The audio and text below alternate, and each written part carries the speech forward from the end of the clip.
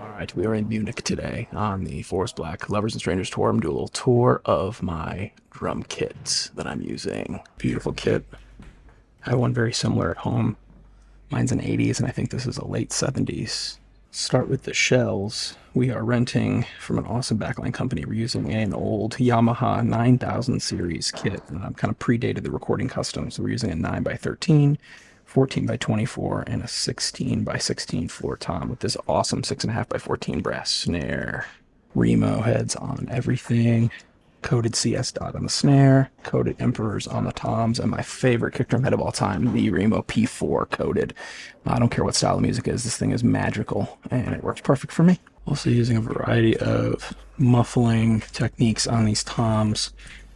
My tried and true snare weight M1s, using 4 of them in the 16 just to really give it some control, as well as one of them on the rack tom. But I'm also using these new drum bones, partnered with Drum Supply, this company, and they're super cool. It's my first run with them. I have the medium size, or the large size rather, on the snare, and the medium on the tom, as well as the snare weight for a little extra. They've been wonderful. Some of the hardware is DW. I've got DW 9000 series bass drum pedal, and the rest of the hardware is all Yamaha. One other DW piece is this boom arm that I brought from home for my roll-in pad, which I'll talk about in a minute.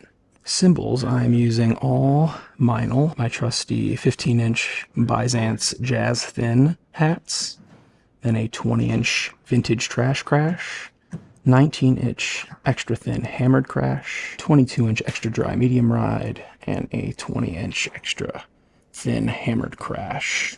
Sticks are all Vic Firth wood tip 5Bs. This tour I'm using these white ones because I ordered them by mistake. I actually really like them. I have some of the non-painted ones, as well as some Meinl stick and brush rods, some Vic Firth brushes, Meinl ching ring, more sticks, Vic Firth chop out practice sticks, and these newest edition, these Meinl drum set mallets, the soft ones. They have replaced my Vic Firth mallets in my bag. But I also love, and will always talk about, these 5A dual tones. I wish they made them in a 5B, but these have become a really important part of my sound, having a stick on one side and a mallet on the other. And I mostly use them for the mallet side, but they have been a very interesting part of replicating album parts.